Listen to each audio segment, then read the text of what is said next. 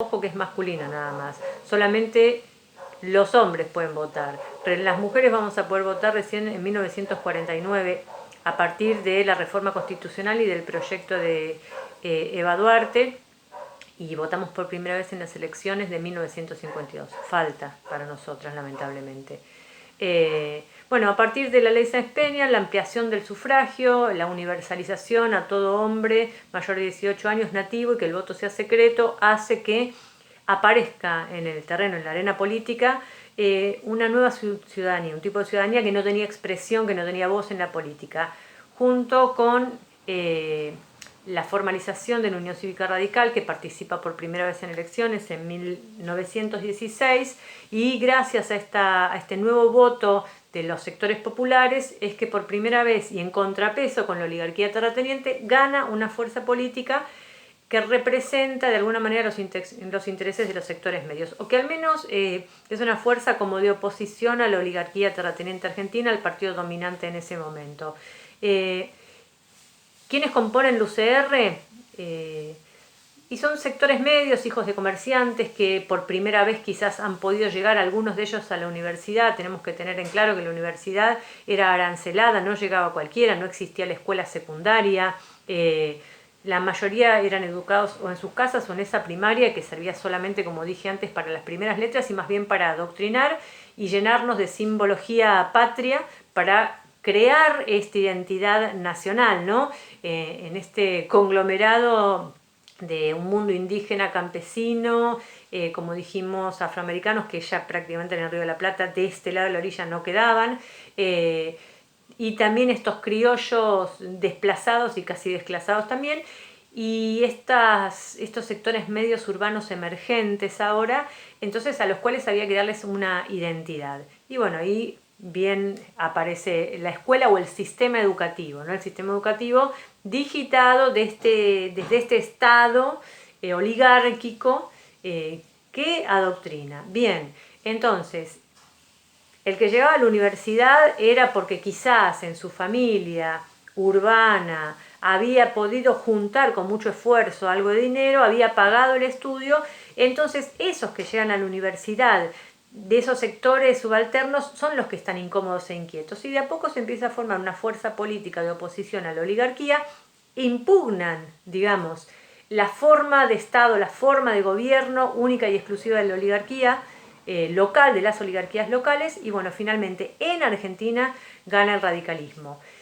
En México, que son los dos casos que dijimos que vamos a tomar, sucede por medio de una revolución, que es la Revolución Mexicana, que comienza con distintos levantamientos en oposición a la reelección de Porfirio Díaz, que ya es un tipo de más de 80 años cuando plantea su reelección para 1910.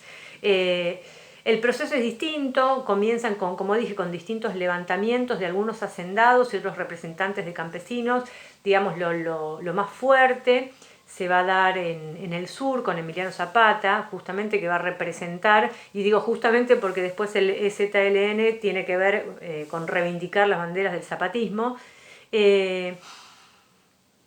Y en el norte se da algo más bien vinculado a un conflicto directo con los Estados Unidos, con la pérdida de territorio y pérdida de tierras por parte de los grandes hacendados.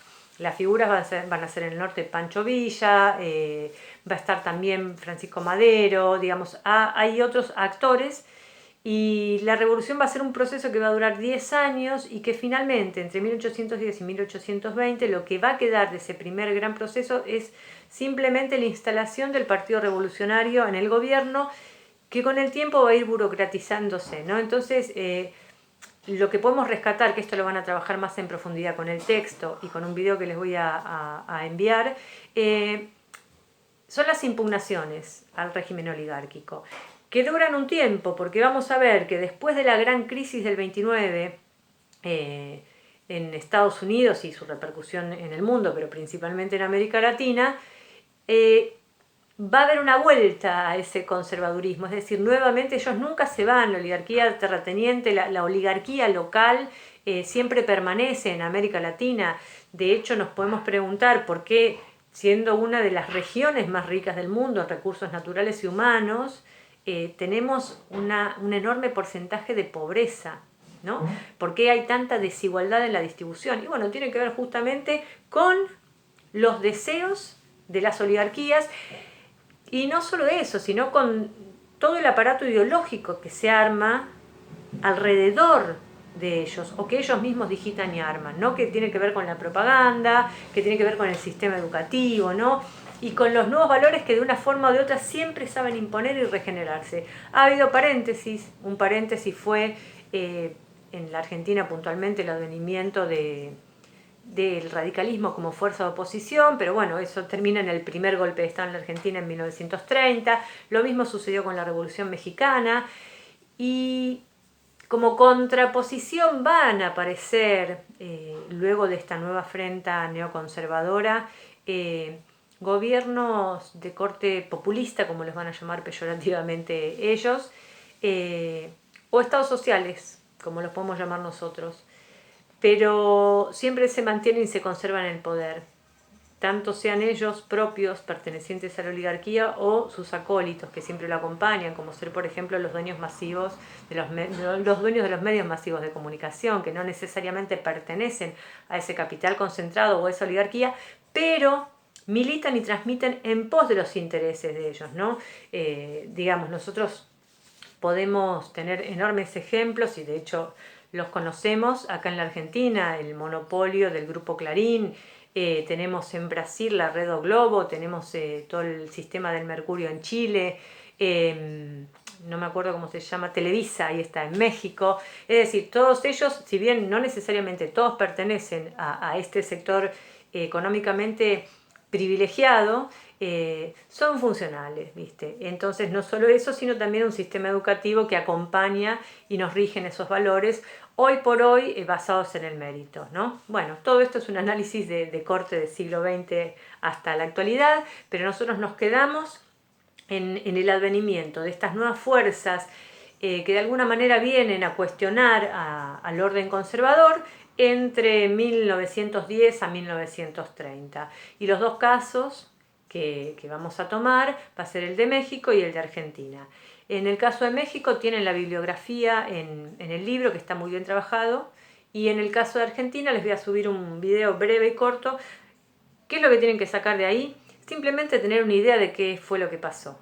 ¿Qué es lo que hizo el gobierno radical en Argentina? Tuvo 3 mandatos, de 1916 a 1930, una primer presidencia de Hipólito Yrigoyen, que si bien trajo algunas cuestiones más bien de este progresismo, de esto que contesta al orden conservador oligárquico, al momento que tuvo que resolver la protesta obrera, decidió la represión y ponerse de alguna manera del lado de la patronal.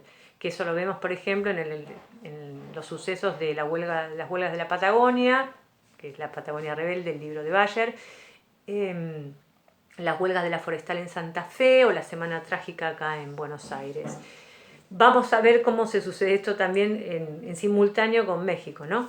Lo interesante en este vaivén que va a tener Hipólito Yrigoyen, seguramente muy presionado por los sectores más conservadores, va a ser la creación de YPF en 1922, a meses de entregar su mandato. Hay elecciones, vuelve a ganar un radical, que es Marcelo Torcuato de Alvear, pero es mucho más conservador, es más del ala parece más del Partido Autonomista que radical. Gobierna durante 6 años, hasta que en el 28 vuelve a ganar las elecciones Hipólito Yrigoyen, pero con un problema muy grande, que esto nos ayuda a nosotros un poco a entender cómo es la gobernabilidad también. No cuenta con la mayoría en el Senado, y eso es un obstáculo gigante para su gobierno, y esto termina en un golpe de Estado, el primer golpe de Estado de la Argentina, el 6 de septiembre de 1930, perpetrado por Uriburu, que Uriburu fue también vicepresidente de la Argentina durante el periodo de la República Oligárquica. Bueno, nada, era terminarles un poco este bloque, y ahora sí darles el material en la página para que ustedes puedan profundizar un poco más. Es simplemente una guía, tratando de ser lo más ordenada posible. Y bueno, estoy para las consultas, mis compañeros y yo, en el portal. Un abrazo para todos y todas.